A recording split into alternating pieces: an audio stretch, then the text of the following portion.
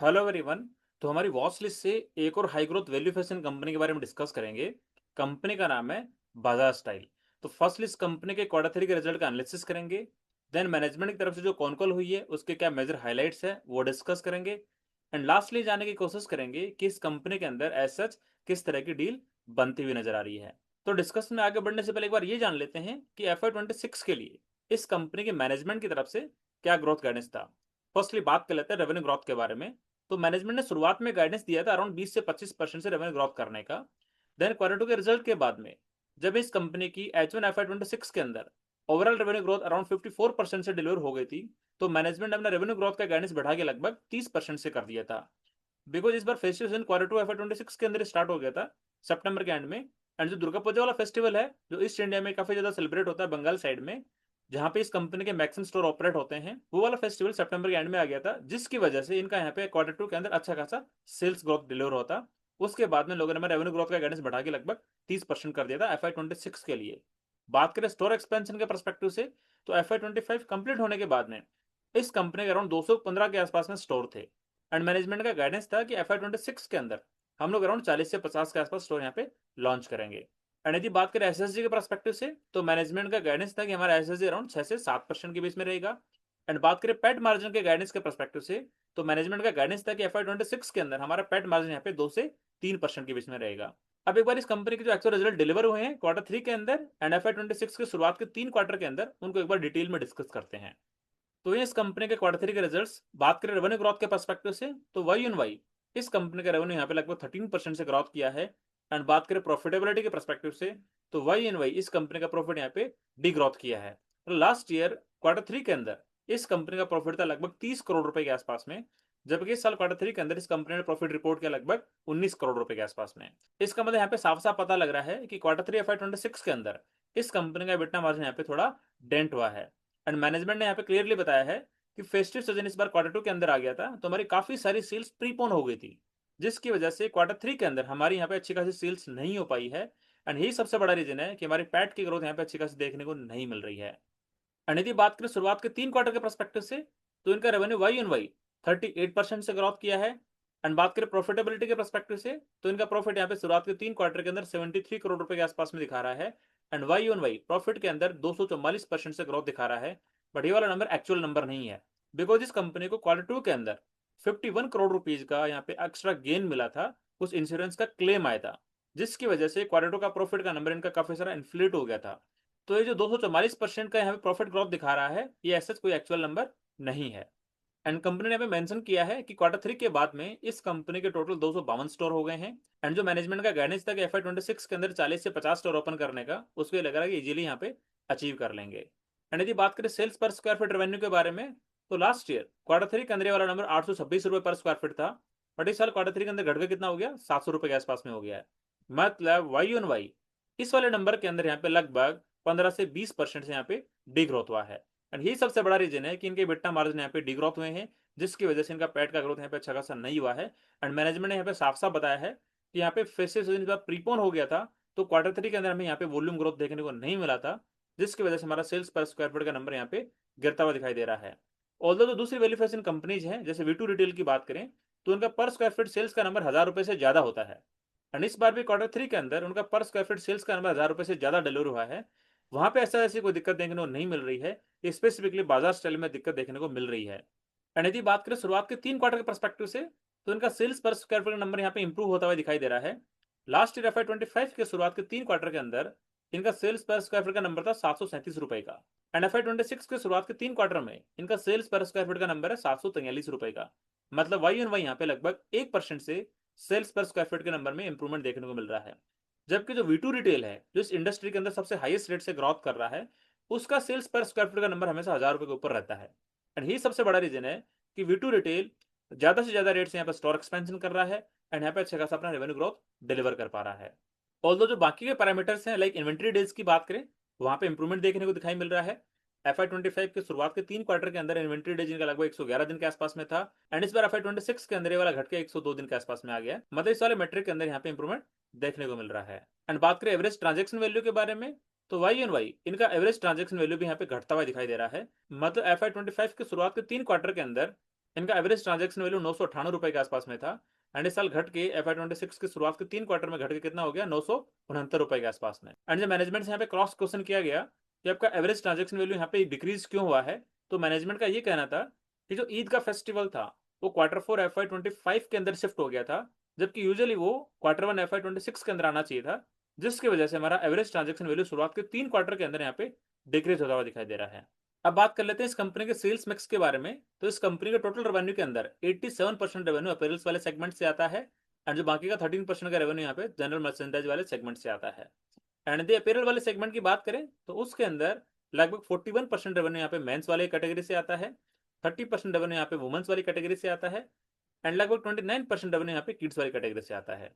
And यदि बात करें प्राइवेट लेवल वाले कंट्रीब्यूशन के बारे में, तो करंटली शुरुआत के 3 क्वार्टर के अकॉर्डिंगली इस कंपनी का प्राइवेट लेवल का कंट्रीब्यूशन है 54% का, जबकि FY25 के अंदर शुरुआत के 3 क्वार्टर के अंदर इनका प्राइवेट लेवल का कंट्रीब्यूशन होता था 44% का। एंड मैनेजमेंट का टारगेट है कि नेक्स्ट 2 साल के अंदर हम लोग हमारे प्राइवेट लेवल वाले कंट्रीब्यूशन को बढ़ा के 65% करना चाहते हैं। एंड यदि इनका प्राइवेट लेवल का कंट्रीब्यूशन 65% हो जाता है, तो उस वाले केस के अंदर इनको यहाँ पे पैट मार्जिन में इंप्रूवमेंट देखने को मिलेगा, लगभग 50 बेसिस पॉइंट से लेके 1% तक। एंड जैसे आप लोगों को पता होगा कि बाजाज स्टाइल यहाँ पे 331 करोड़ रुपए का फंड रेज करने जा रहा है क्यूपिड लिमिटेड से प्रेफरेंशियल इश्यू के द्वारा। एंड मैनेजमेंट का ये कहना है कि ये वाला फंड रेज करने के बाद में हमारा टारगेट होगा कि नेक्स्ट 3 साल के अंदर हम लोग हमारा स्टोर काउंट 250 से बढ़ा के लगभग 500 के आसपास कर देंगे। मतलब स्टोर एक्सपेंशन का इनका जो ग्रोथ रेट होगा लगभग 25 से 30% के आसपास में होगा। एंड इसके बेसिस पे मैनेजमेंट का ये भी कहना है कि हम लोग करंटली 40 से 50 स्टोर यहाँ पे एनुअली ओपन करते थे, इसको बढ़ा के हमारा नया टारगेट हो जाएगा लगभग 60 से 80 स्टोर ओपन करने का। तो ये हमने डिस्कस करें बाजाज स्टाइल के शुरुआत के 3 क्वार्टर के एंड Q3 के नंबर्स को देखने में ये पता लग रहा है कि शुरुआत के 3 क्वार्टर के अंदर इस कंपनी ने वाई ऑन वाई अपना रेवेन्यू यहाँ पे 38% से ग्रोथ कराया है। एंड प्रॉफिटेबिलिटी के अंदर यहाँ पे एक्सेप्शनल गेन होने की वजह से 244% से यहाँ पे प्रॉफिट ग्रोथ देखने को मिल रहा है। एंड यदि बात करें स्टोर एक्सपेंशन के परस्पेक्टिव से, तो शुरुआत के 3 क्वार्टर के अंदर इस कंपनी ने यहाँ पे लगभग 36 से 37 के आसपास स्टोर ओपन कर दिए हैं। एंड जो कंपनी के मैनेजमेंट का गाइडेंस होता है 40 से 50 स्टोर ओपन करने का हर एक साल में, उसको यहाँ पे इस साल अचीव करते हुए दिखाई देंगे। अब एक बार इस कंपनी का जो कॉनकॉल की मेजर हाइलाइट्स हैं वो डिस्कस कर लेते हैं। कॉनकॉल में जो मेजर डिस्कशन हो रहा था कंप्लीटली यहाँ पे फंडरेज के अराउंड हो रहा था। ये जो नया फंडरेज आप लोग कर रहे हो 331 करोड़ रुपए का, उसको कैसे कैसे यूटिलाइज करोगे एंड उसके बेसिस पे यहाँ पे किस तरह से बिजनेस की ग्रोथ रेट होगी। तो मैनेजमेंट ने यहाँ पे कॉनकॉल के अंदर क्लियरली अपने यहाँ पे पाथवे दिखाया है कि जो 331 करोड़ रुपए हम लोग फंडरेज कर रहे हैं, उसमें से अराउंड 180 करोड़ रुपए का यूटिलाइजेशन यहाँ पे डेट का रिपेमेंट करने में होगा। लगभग 40 से 50 करोड़ रुपए हम लोग हमारी टेक्नोलॉजी और वेयरहाउसिंग पे खर्च करेंगे, एंड जो बाकी का अमाउंट होगा उसको हम लोग स्टोर एक्सपेंशन में यहाँ पे यूटिलाइज करेंगे। करंटली हम लोग अराउंड 40 से 50 स्टोर एनुअली ओपन करने का टारगेट रखते हैं, उसको बढ़ा के हम लोग FY27 से अराउंड 60 से 80 स्टोर हर एक साल में ओपन करेंगे। मतलब FY26 कंप्लीट होने के बाद में इस कंपनी के अराउंड 260 के आसपास स्टोर रहेंगे। एंड यदि 60 से 80 स्टोर हर एक साल ओपन करते हैं, इसके बेसिस पे इनका स्टोर एक्सपेंशन का ग्रोथ रेट हो जाएगा लगभग 25 से 30% के बीच में।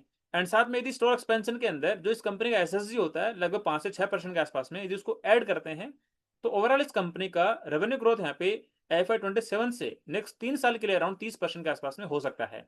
एंड मैनेजमेंट ने भी यहाँ पे यही गाइड किया है कि नेक्स्ट 3 ईयर्स के लिए हम लोग हमारा यहाँ पे रेवेन्यू ग्रोथ लगभग 30% के आसपास में टारगेट कर रहे हैं। एंड साथ में मैनेजमेंट ने यहाँ पे जो इनका प्राइवेट लेवल का कंट्रीब्यूशन होता है उसके अराउंड भी गाइडेंस दिया है कि करंटली प्राइवेट लेवल का कंट्रीब्यूशन यहाँ पे 54% आता है टोटल रेवेन्यू का। एंड नेक्स्ट 2 ईयर्स के अंदर हम लोग टारगेट कर रहे हैं कि टोटल प्राइवेट लेवल का यहाँ पे कंट्रीब्यूशन हमारे रेवेन्यू के अंदर लगभग 65% हो जाएगा, जिसके कारण हमारे पैट मार्जिन के अंदर लगभग 1% से यहाँ पे इंप्रूवमेंट देखने को मिल सकता है। एंड साथ में मैनेजमेंट ने ये भी बताया है कि क्यूपिड के द्वारा जो 331 करोड़ रुपए का यहाँ पे स्ट्रेटेजिक इन्वेस्टमेंट हो रहा है, उसके बेसिस पे जो क्यूपिड के प्रोडक्ट्स हैं जो पर्सनल केयर सेगमेंट से बिलोंग करते हैं, वो वाले प्रोडक्ट्स भी हमारे स्टोर्स के अंदर हम लोग यहाँ पे प्लेस करेंगे। मतलब बाजार सेल यहाँ पे एक नई बिजनेस की कैटेगरी यहाँ पे अपनी लॉन्च करने जा रहा है पर्सनल प्रोडक्ट से रिलेटेड। अभी तक इनका जो कैटेगरी हुआ करता था जनरल मर्चेंडाइज वाला कैटेगरी हुआ करता था एंड अपीयरेंस वाला सेक्शन हुआ करता था, बट अपकमिंग क्वार्टर से इस कंपनी के यहाँ पे रेवेन्यू के अंदर पर्सनल केयर वाला सेगमेंट भी यहाँ पे कैटेगरी में ऐड हो जाएगा। एंड साथ में मैनेजमेंट ने FY26 के लिए अपना जो रेवेन्यू का ग्रोथ गाइडेंस था 30% का, उसको बढ़ा के 35% का कर दिया है, बिकॉज शुरुआत के 3 क्वार्टर के अंदर इस कंपनी की रेवेन्यू की ग्रोथ यहाँ पे 38% से हो गई है। एंड मैनेजमेंट का ये कहना है कि Q4 के अंदर हम लोग अराउंड 25% से रेवेन्यू ग्रोथ यहाँ पे डिलीवर कर देंगे।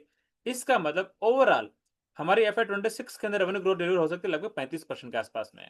एंड इसी के बेसिस पे ही मैनेजमेंट का जो गाइडेंस था FY26 की ग्रोथ को लेके, उसको यहाँ पे अपवर्ड रिवाइज किया है। अब बजाज सेल को एक बार अपॉर्चुनिटी के पर्सपेक्टिव से डिस्कस कर लेते हैं। इस कंपनी का जो करंट मार्केट कैप है लगभग 2300 करोड़ रुपए के आसपास में है। इस कंपनी का शुरुआत के 3 क्वार्टर के अंदर रेवेन्यू यहाँ पे लगभग 1370 करोड़ रुपए के आसपास में रिपोर्ट हुआ है। एंड Q4 FY25 के अंदर इस कंपनी का रेवेन्यू था लगभग 350 करोड़ रुपए के आसपास में। एंड यदि Q4 के अंदर यदि कंपनी यहाँ पे लगभग 25% रेवेन्यू ग्रोथ डिलीवर करती है, तो उस वाले केस के अंदर Q4 FY26 के अंदर इस कंपनी का रेवेन्यू रिपोर्ट हो सकता है लगभग 430 करोड़ रुपए के आसपास में। मतलब FY26 के अंदर इस कंपनी का टोटल रेवेन्यू यहाँ पे रिपोर्ट हो सकता है लगभग 1800 करोड़ रुपए के आसपास में। एंड जो मैनेजमेंट का गाइडेंस है कि नेक्स्ट 3 साल के लिए हम लोग यहाँ पे सस्टेनेबली 30% के रेट से यहाँ पे रेवेन्यू ग्रोथ करा सकते हैं, उसके बेसिस पे FY27 का इनका एक्सपेक्टेड रेवेन्यू हो सकता है लगभग 2300 करोड़ रुपए के आसपास में। एंड जो मैनेजमेंट का गाइडेंस होता है कि हमारा पैट मार्जिन यहाँ पे लगभग 2 से 3% के बीच में रहेगा, उसके बेसिस पे इस कंपनी का FY27 का एक्सपेक्टेड प्रॉफिट अमाउंट हो सकता है लगभग 60 से 70 करोड़ रुपए के आसपास में। तो यदि इस कंपनी का FY27 के एक्सपेक्टेड प्रॉफिट अमाउंट के अकॉर्डिंग यदि इसका फोर्ड पी रेशियो कैलकुलेट करने की कोशिश करें, तो उसके लिए इस कंपनी का जो करंट मार्केट कैप है उसके अंदर इस कंपनी का जो फोर्ड पैट अमाउंट होगा FY27 का उसका डिवाइड करना पड़ेगा। मतलब 2300 करोड़ की मार्केट कैप के अंदर यदि लगभग 60 से 70 करोड़ के प्रॉफिट का अमाउंट यहाँ पे डिवाइड करते हैं, तो इस कंपनी का फोर्ड पी रेशियो निकल के आता है लगभग 35 से 40 के आसपास में। एंड FY27 के लिए इस कंपनी की बिजनेस की ग्रोथ रेट होगी लगभग 30% के आसपास में। तो यदि फॉरवर्ड पैक रेशियो यदि कैलकुलेट करने की कोशिश करें, तो उसके लिए इस कंपनी का जो फॉरवर्ड पी रेशियो है उसके अंदर बिजनेस ग्रोथ का डिवाइड करना पड़ेगा। तो इसके बेसिस पे इनका फॉरवर्ड पैक रेशियो आता है लगभग 1.3 के आसपास में। मतलब बाजार से एक ऐसी कंज्यूमर कंपनी है जो वैल्यू फैशन सेगमेंट से बिलोंग करती है, और इस कंपनी की बिजनेस की ग्रोथ लगभग 30% के आसपास में होगी। एंड इस कंपनी का स्टॉक करंटली लगभग 1.3 के फॉरवर्ड पैक रेशियो पे यहाँ पे ट्रेड करता हुआ दिखाई दे रहा है। अब एक बार बजाज स्टाइल को जो हमारे इन्वेस्टमेंट के क्राइटेरिया होते हैं उसे एक बार गो थ्रू कराने की कोशिश करते हैं। तो हमारा फर्स्ट क्राइटेरिया होता है कि उस कंपनी के बिजनेस की ग्रोथ रेट 20% उससे ज्यादा रेट से होनी चाहिए। उस वाले क्राइटेरिया को वाली कंपनी यहाँ पे इजीली पास करते हुए दिखाई दे रही है। सेकंड हमारा क्राइटेरिया होता है कि उस कंपनी को यहाँ पे ऑपरेटिंग लिवरेज मिलना चाहिए अपकमिंग क्वार्टर्स के अंदर। तो जैसे कंपनी मैनेजमेंट ने यहाँ पे बताया कि नेक्स्ट 2 ईयर्स के अंदर हमारा जो प्राइवेट लेवल का कॉन्ट्रीब्यूशन होगा टोटल रेवेन्यू के अंदर, वो करंटली 54% है, उसको बढ़ा के 65% कर देंगे, जिसके बेसिस पे जो इनका पेट मार्जिन होगा तो उसके अंदर इजीली यहाँ पे 1% से इंप्रूवमेंट हो सकता है। मतलब अपकमिंग क्वार्टर्स के अंदर बाजार सेल को यहाँ पे ऑपरेटिंग लिवरेज मिलता हुआ दिखाई देगा। एंड बात करें वैल्यूएशन के पर्सपेक्टिव से, तो करंटली इसका स्टॉक 1.3 के फॉरवर्ड प्राइस रेशियो पे ट्रेड कर रहा है। मतलब जो हमारा क्राइटेरिया होता है कि उस कंपनी को हम लोग सिलेक्ट करने की कोशिश करते हैं जिसका फॉरवर्ड पैक रेशियो 1.5 से कम होना चाहिए, तो उस वाले क्राइटेरिया के अंदर बाजार सेल यहाँ पे शॉर्टलिस्ट हो जाता है। हमारा जो नेक्स्ट क्राइटेरिया होता है कि हम लोग सेगमेंट के अंदर उस कंपनी को पिक करने की कोशिश करते हैं जो अपने पीयर्स के अंदर सबसे हाईएस्ट रेट से अपना बिजनेस यहाँ पे ग्रोथ करा रहा हो।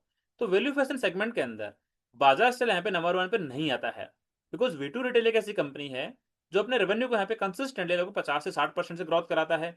नेक्स्ट 3 साल के लिए वी2 रिटेल के मैनेजमेंट का गाइडेंस है कि हम लोग हमारा रेवेन्यू यहाँ पे लगभग 50% से ग्रोथ कराएंगे। तो वी2 रिटेल के कंपैरिजन में बाजार सेल के रेवेन्यू की ग्रोथ यहाँ पे कम दिखाई देती है।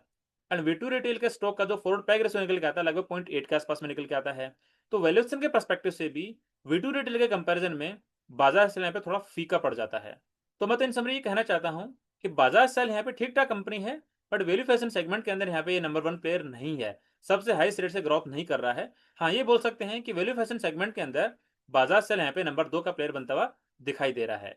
ये जस्ट मैंने मेरा पर्सपेक्टिव शेयर किया है, ये मेरी तरफ से कोई स्टॉक रिकमेंडेशन नहीं है। आप लोग अपनी खुद की रिसर्च करना, खुद का एनालिसिस करना, एंड जो आपके इन्वेस्टमेंट एडवाइजर हैं उनसे डिस्कस करके डिसाइड करना कि आपको इन स्टॉक्स के अंदर इन्वेस्टमेंट करना है या फिर नहीं करना है। एंड यदि आपका कोई डिफरेंट ओपिनियन है या फिर कोई क्वेरी क्वेश्चन है, तो कमेंट सेक्शन में पूछना बिल्कुल मत भूलना। एंड यदि वीडियो आपको अच्छा लगा है तो लाइक जरूर करना एंड चैनल को सब्सक्राइब करना बिल्कुल मत भूलना। तो ठीक है, आज के लिए इतना ही, मिलते हैं नेक्स्ट वीडियो में, तब तक के लिए थैंक यू।